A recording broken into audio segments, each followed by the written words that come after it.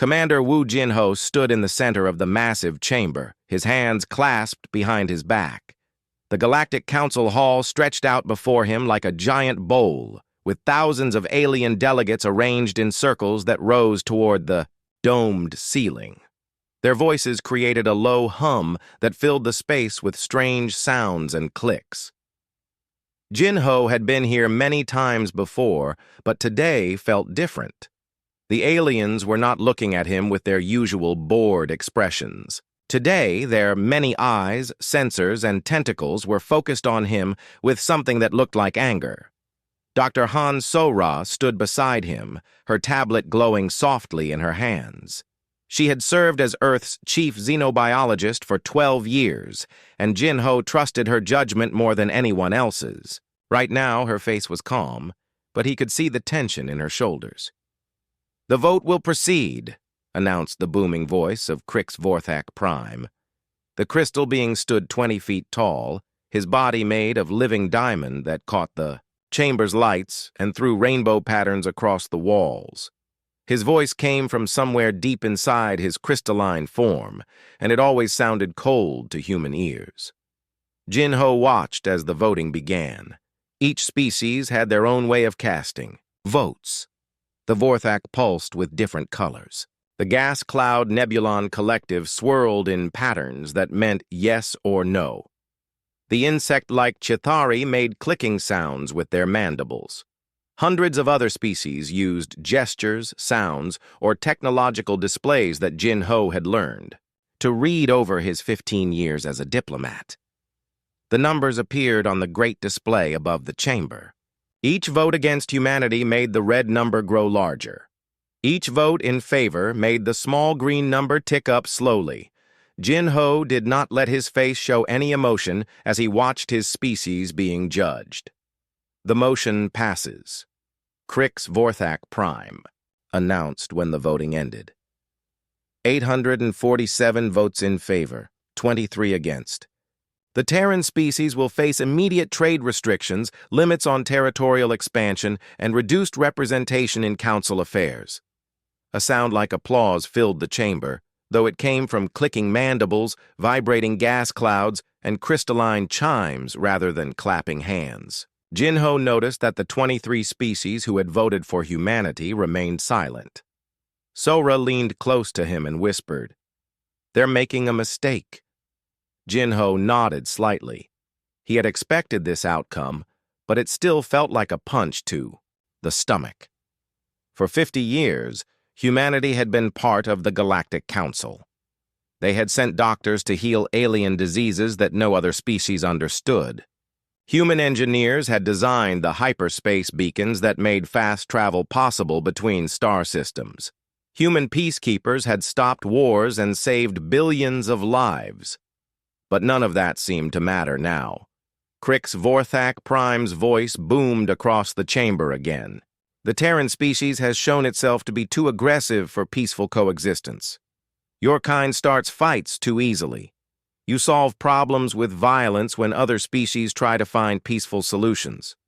The galaxy will be safer with limits on your expansion." Jinho almost smiled at that. Humans had been involved in exactly 3 military conflicts in the past 50 years, and each time they had been defending other species from attackers. Meanwhile, the Vorthak had been in 7 wars, and the Chithari had consumed 4 entire species. But he said nothing. His instructions from Earth had been clear. Listen, respond calmly, and do whatever was best for humanity's long-term survival. Smaller alien, one of the slug-like Morellians, raised a tentacle to speak. "The humans have contributed much to our society," it said in its wet, gurgling voice. "Their medical advances saved my homeworld from the Red Death Plague. Perhaps these restrictions are too harsh." Several other voices joined in agreement, but they were quickly shouted down by the majority. The Nebulon collective swirled faster, which Jinho knew meant they were angry. "Contributions do not excuse their violent nature," the collective said, in its 1,000-voice whisper. "They must be controlled." Crix Vorthak Prime gestured for silence. "The decision is made. Commander Wu Jinho, you will return to your homeworld and inform your leaders of these new restrictions. Trade with Terran worlds will be limited to essential goods only. No new human colonies will be approved. Human representation in council. Votes will be reduced from 12 voices to 3. Jinho stepped forward. The chamber fell silent as thousands of alien eyes focused on him. He had given speeches here before, sometimes pleading for aid for disaster-struck worlds, sometimes presenting new technologies that humanity wanted to share. Today would be different. Honored delegates, he began, his voice carrying clearly through the chamber's speakers. I have listened to your concerns about my species. I have heard your decision. He paused, looking around the chamber. Some of the aliens leaned forward, expecting him to argue or beg for a different outcome. Others looked satisfied, as if they had finally put the troublesome humans in their place. Humanity respects the will of the Galactic Council, Jinho continued. We have always tried to be good neighbors and partners. We shared our medicine freely. We built infrastructure that benefits everyone. We sent our people to dangerous places to keep peace between your species. Sora touched his arm gently, a warning to be careful with his words. But if the Council believes that humanity is too dangerous to be trusted as equal partners, then perhaps you are right. Jinho's voice remained calm and steady. Therefore, effective immediately, humanity withdraws from all Galactic Council affairs. The chamber erupted in noise. Some aliens were laughing, thinking Jinho was making an empty threat. Others were chittering or humming with what sounded like confusion. Crix Vorthak Prime pulsed with bright light. You cannot simply leave the Council. There are treaties, agreements, responsibilities. Jinho reached into his jacket and pulled out a small device. He pressed a button, and his voice was amplified even louder than before. All treaties between humanity and Council species are hereby terminated. All human personnel will be withdrawn from Council operations. All human-operated services will be discontinued. The laughter in the chamber began to fade as aliens realized Jinho was serious. Human medical teams will return to Earth. Human engineers will abandon their posts. Human peacekeepers will withdraw from conflict zones. Human traders will cease all operations in Council space. Jinho's voice never rose or showed anger. He spoke like a man reading a grocery list. Sora stepped forward and activated her tablet. Exodus Protocol is now active, she announced. All human assets are to return to Terran space within 60 days. The chamber fell completely silent. Jinho looked directly at Crix Vorthak Prime. You said the galaxy would be safer without human involvement. We hope you are correct. Good day. He turned and walked toward the exit, with Sora beside him. Behind them, the chamber exploded into panicked voices as aliens began to realize what humanity's withdrawal would mean. As they reached the door, Jinho allowed himself a small smile. In 60 days, the galaxy would learn what they had just lost. Admiral Park Tae-jun stood on the bridge of the massive transport ship, watching as the last human colony ship disappeared into hyperspace. Below him, the planet Kepler 442b grew smaller in the view screen. 6 months ago, this world had been home to 12 million humans. Now it was empty except for the automated systems they had left behind. That's the last one from this sector, reported his communications officer. All personnel have been evacuated successfully. Park nodded. The Exodus Protocol had been more successful than anyone had expected. When the order came from Earth, every human in the galaxy had responded within days. Scientists abandoned their research stations. Doctors left their hospitals. Engineers walked away from the projects they had spent years building. Set course for the Outer Rim, Park ordered. We have 4 more colonies to collect. On the other side of the galaxy, engineer Kim Bo-young was making discoveries that excited her more than anything she had found in 20 years of terraforming. Work. The dark space beyond the galactic edge was full of resources that the Council species had never bothered to explore. Rare minerals, perfect asteroid fields for mining, and star systems that were ideal for human colonies. "Look at this," she said to her team as they studied the data from their survey probes. "This system has 3 planets that we can terraform easily. No Council species has ever been here because it's too far from the trade routes." Her assistant, Dr. Lee Min-ho, pulled up another display. "And the asteroid belt here has more platinum than the entire Council has mined in the last century. They never looked this far out because they thought it was worthless empty space." Bo-young smiled. The Council had done humanity a favor by forcing them to leave. Out here in the dark, they could build something new without interference from alien bureaucrats. Back in Council space, things were beginning to change in ways that most aliens had not yet noticed. On Nexus Prime Station, the main trading hub, for half the galaxy, Administrator Kelthara was looking at reports that made no sense. The station's waste recycling system had stopped working 3 days ago. The atmospheric processors were running at 60% efficiency. 2 of the main docking bays had mechanical failures that no one seemed able to fix. "Where is Engineer Chen Wei?" Kelthara asked his staff. Chen had been the human who managed most of the station's technical systems. "He left with the human evacuation, sir," replied his Chithari assistant. "All the human staff departed 6 days ago." Kelthara felt a cold feeling in his stomach. "Find me another engineer who can fix these systems." But that was easier said than done. The Vorthak engineers only understood crystal-based technology.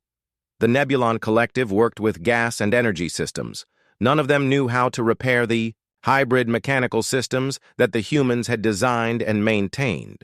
Similar problems were starting to appear across the galaxy. On the agricultural world of Terminus 7, the automated farming equipment began breaking down.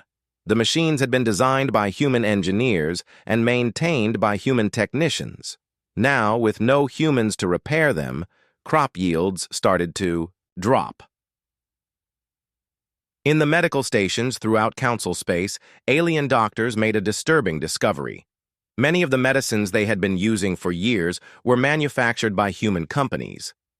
The treatment for Vorthak crystal rot, the vaccine for Chithari hive fever, the radiation medicine for Nebulon energy sickness, all of these had been developed by human scientists.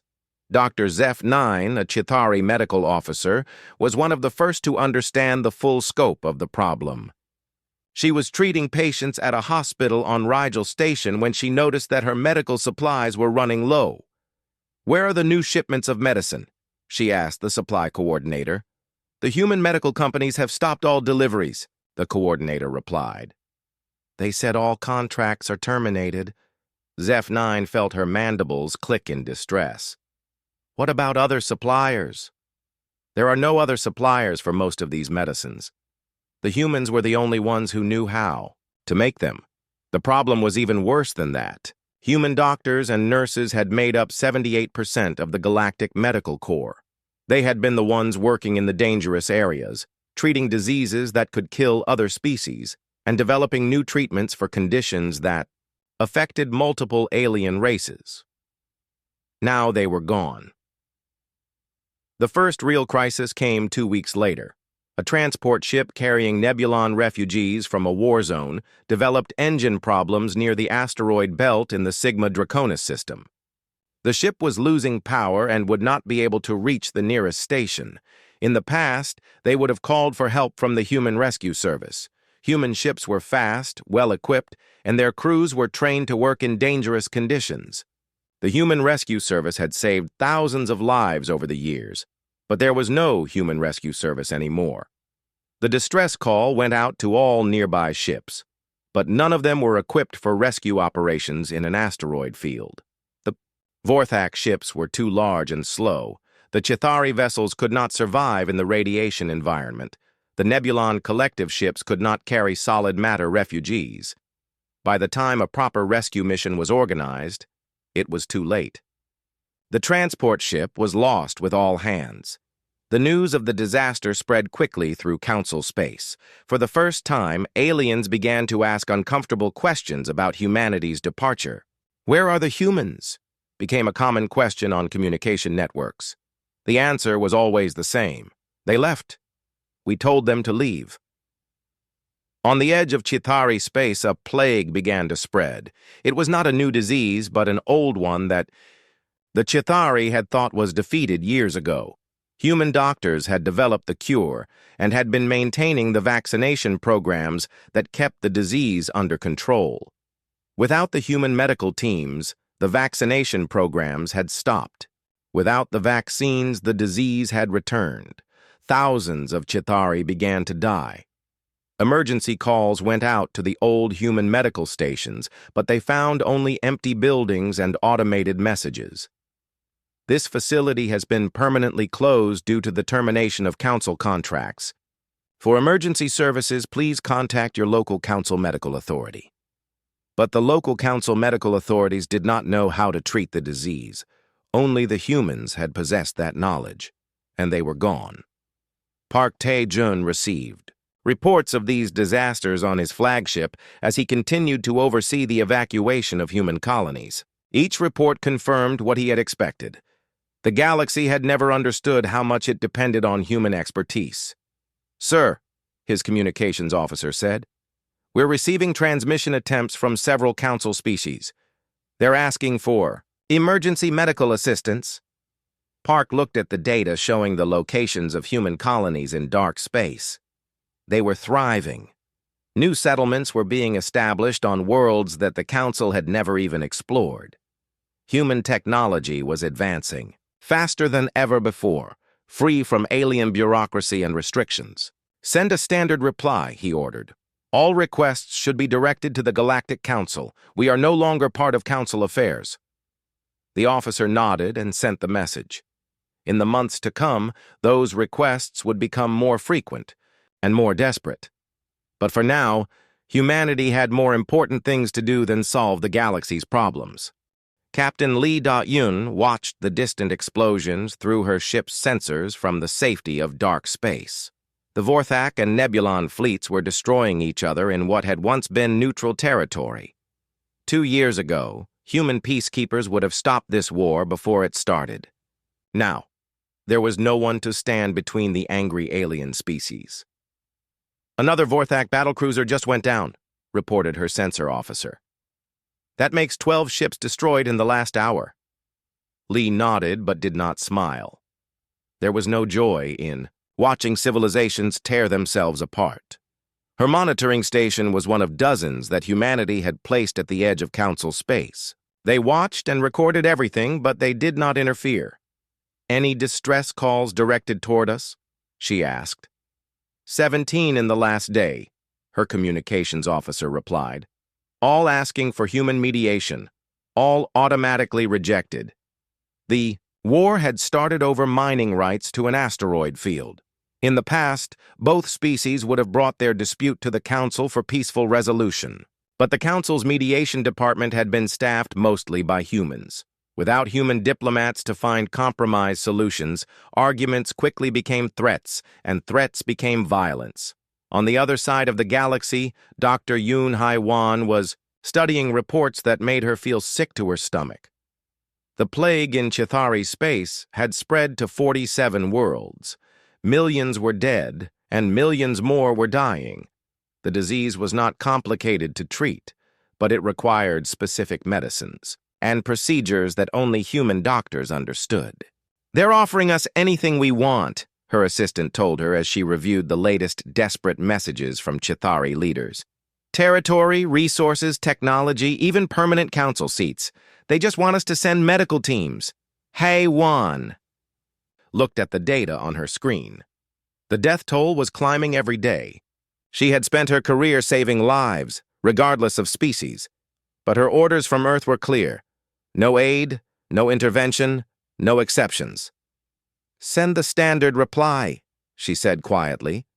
"Direct all requests to the Galactic Council Medical Authority." But they both knew the Council Medical Authority could not help. The humans had taken their medical knowledge with them when they left. The infrastructure problems were getting worse everywhere. On Nexus Prime Station, Administrator Kelthara was dealing with cascading system failures that his engineers could not fix. The station's power grid was failing. The water recycling systems had stopped working completely, and the artificial gravity generators were running at dangerous levels. "How long before we have to evacuate the station?" he asked his chief engineer. The Vorthak engineer's crystal body flickered with uncertain colors. "Maybe 2 weeks. Maybe less. The humans designed these systems to work together in ways we do not understand. We can replace individual parts, but we cannot fix the whole system." Kelthara felt panic rising in his throat. Nexus Prime was the center of galactic trade. If it failed, the economic damage would affect hundreds of worlds. "What about hiring? Human contractors?" "We tried. The human government says all their engineers are busy with internal projects. They are not taking outside contracts." The truth was worse than Kelthara knew. Across the galaxy, similar scenes were playing out on thousands of stations and planets. The hyperspace beacon network was failing as human-maintained relay stations went offline. Atmospheric processors on terraformed worlds were breaking down, without human technicians to repair them. Even basic transportation was becoming difficult as alien species discovered they did not know how to maintain the hybrid systems that humans had designed. The economic collapse was swift and brutal. Trade.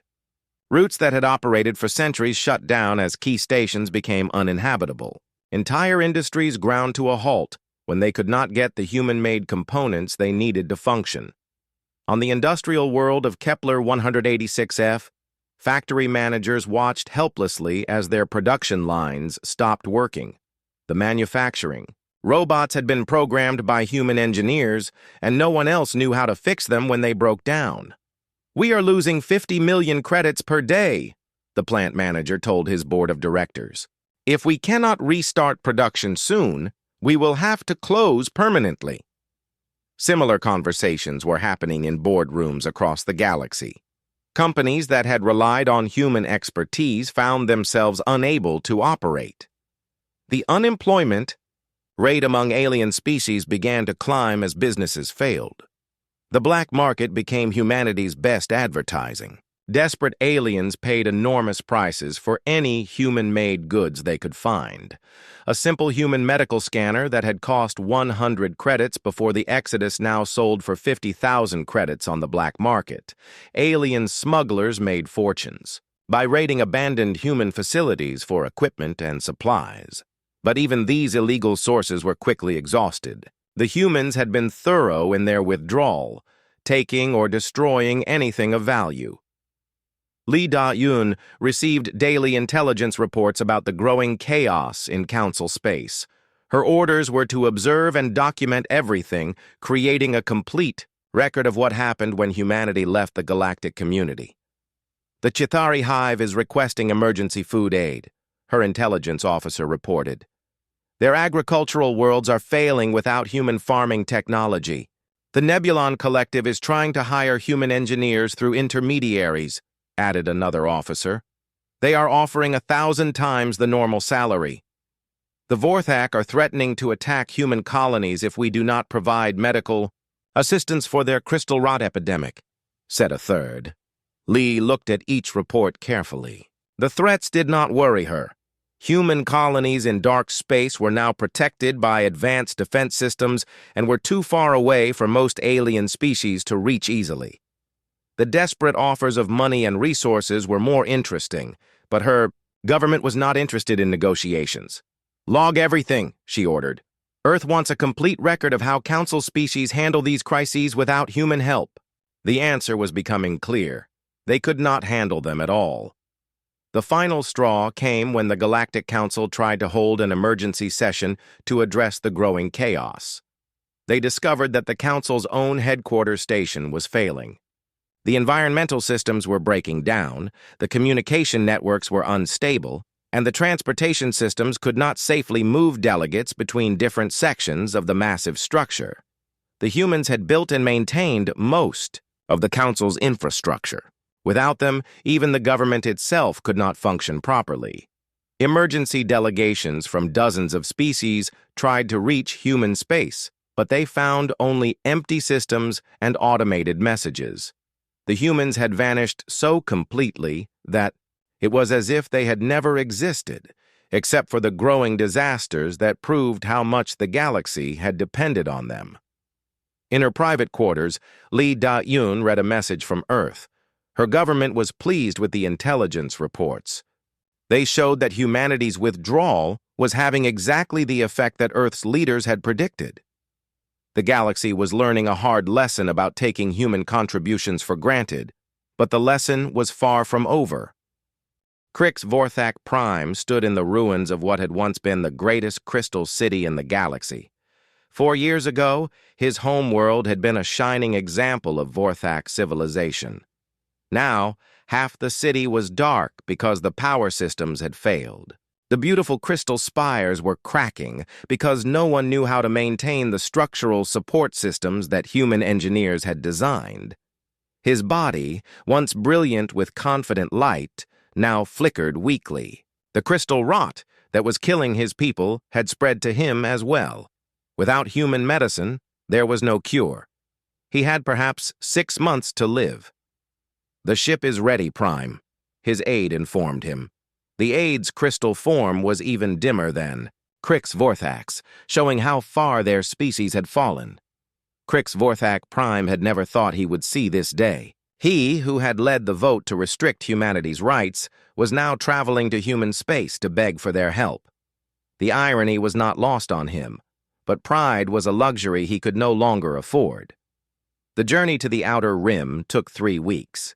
His ship, one of the few Vorthak vessels still capable of long-distance travel, struggled with engine problems that his engineers could not solve. They had to stop twice for repairs at automated human stations that still operated in empty space. The stations served them efficiently but coldly. Automated voices provided fuel and basic supplies in exchange for payment, but there were no human crew members to speak with. The humans had made it clear that they were not interested in conversation. When they finally reached the coordinates where human space was supposed to begin, Crix Vorthak Prime was amazed by what he found. The region, that the Council had always considered worthless empty space, was now bustling with activity. Massive space stations orbited dark stars, connected by streams of ships carrying goods and people. The humans had built a new civilization in the void, and it was more advanced than anything in Council space. "Incoming transmission," his communications officer announced. A human face appeared on the screen. It was President Cho Min-woo, the leader of the human independent colonies. Crix Vorthak Prime had expected to deal with low-level officials first, but apparently the humans wanted to handle this meeting at the highest level. "Crix Vorthak Prime," President Cho said calmly. "I must admit, I did not expect to see you again after your speech 4 years ago. You said the galaxy would be safer without human involvement. How is that working out?" Crix Vorthak Prime felt his crystal body pulse with shame. "President Cho, I come to request an audience. My people are dying. The galaxy is falling apart. We need your help." "Help?" President Cho's expression did not change. "But I thought we were too aggressive and violent to be trusted. Surely you have not changed your opinion so quickly." The crystal being forced himself to continue. "We were wrong. We see that now. Humanity was never the problem. You were the solution to problems we did not even know we had." President Cho was silent for a long moment. Then he said, "You may dock at Station Aurora 7. You will be escorted to New Geneva, where we can discuss your request properly." The escort ships that met them were unlike anything Crix Vorthak Prime had ever seen. They were sleek, fast, and clearly built with technology that was years ahead of anything in Council space. The humans had not been sitting idle during their exile. Station Aurora 7 was even more impressive. It was built inside a hollowed-out asteroid, but the interior was a marvel of engineering and architecture. Gardens and waterfalls shared space with advanced laboratories and manufacturing facilities. The station was home to millions of humans, and all of them seemed healthy and prosperous. Ambassador Shin Yu-jin met them at the docking bay. She had been humanity's representative to the Council before the Exodus, and Crix Vorthak Prime remembered her well. She had always been professional and courteous, even when the Council was treating humanity poorly. "Welcome to Aurora Station," she said politely. "I hope your journey was not too difficult." Crix Vorthak Prime noticed that she did not seem surprised to see him, despite his dramatic decline in health and status. The humans had probably been watching the collapse of Council civilization very carefully. "Ambassador Shin, I must speak honestly with you. My people are dying. The Chithari are facing extinction. The Nebulon Collective is fragmenting. Even the Council itself has dissolved. The galaxy needs human help to survive." Shin nodded. "Yes, we know. We have been monitoring the situation. It is quite tragic." Her tone was sympathetic but not emotional. She spoke like a doctor discussing a patient's condition, professional but detached. The trip to New Geneva took 6 hours through hyperspace corridors that were far more efficient than anything in the old Council network. The human homeworld in dark space was beautiful beyond description. They had terraformed an entire planet using techniques that no other species possessed. President Cho received him in a magnificent office overlooking a city that stretched to the horizon. The room was decorated with art and artifacts from hundreds of human cultures, reminding the crystal being that humanity was not just one species, but a collection of diverse peoples united by common goals. "Please, sit," President Cho said, gesturing to a chair that had been specially designed for Vorthak physiology. Even this small courtesy showed how much thought the humans put into details. Crix Vorthak Prime lowered himself into the chair and tried to find the right words. "President Cho, I am here to formally request that humanity return to the galaxy. We offer complete autonomy for all human worlds. We offer leadership positions in any new government that we create. We offer anything you want if you will just help us survive." President Cho leaned back in his chair. "That is a generous offer, but I must ask, what has changed? 4 years ago, your people voted overwhelmingly to restrict our activities because we were too dangerous. What makes you think we are safe now?" "Because we understand now that you were never the dangerous ones," Crix Vorthak Prime replied. We were. We were dangerous because of our ignorance and our arrogance. We destroyed the very thing that was keeping us alive." Ambassador Shin entered the room carrying a thick folder. "Prime, I have prepared a complete record of every species that voted for humanity's exile, along with the reasons they gave." She placed the folder on the table between them. "Perhaps you would like to review these before we discuss the terms of any possible assistance." Crix Vorthak Prime opened the folder and began to read. Each page contained the voting record and public statements of a different species. His own words from 4 years ago stared back at him. "The Terran species is too aggressive for peaceful coexistence." As he read through page after page of similar statements, he realized that the humans had kept a perfect record of every insult, every restriction, every expression of distrust that the Council had directed toward them. "You remember everything," he said quietly. "We remember everything," President Cho confirmed. "The question now is, what do you expect us to do with these memories?" Admiral Quan Su-jin stood before the Human Assembly, the governing body of the independent colonies. The Great Hall was filled with representatives from every human world, and the debate had been going on for 3 days. The question before them was simple but difficult. Should humanity help save the galaxy that had rejected them? "The death toll is now over 2 billion beings," Dr. Bei Jiwan reported to the Assembly. She was the head of the Human Ethics Council, and her voice carried weight with everyone present. "The plague in Chithari space continues to spread. The Vorthak crystal rot, has reached 15 more worlds. Infrastructure failures are causing mass starvation on dozens of planets. Elder Nam Kyung-soo, one of the oldest and most respected human leaders, rose from his seat. His hair was white with age, and he had lived through humanity's early days in the galaxy when they were still trying to prove themselves worthy of acceptance. "We must ask ourselves," he said in his quiet but powerful voice. "Why should we save people who tried to destroy us? They called us violent and dangerous. They restricted our rights and limited our growth. They celebrated when we left. Why should their suffering now become our responsibility?" Many in the assembly nodded in agreement. The isolationist faction had grown stronger over the past 5 years.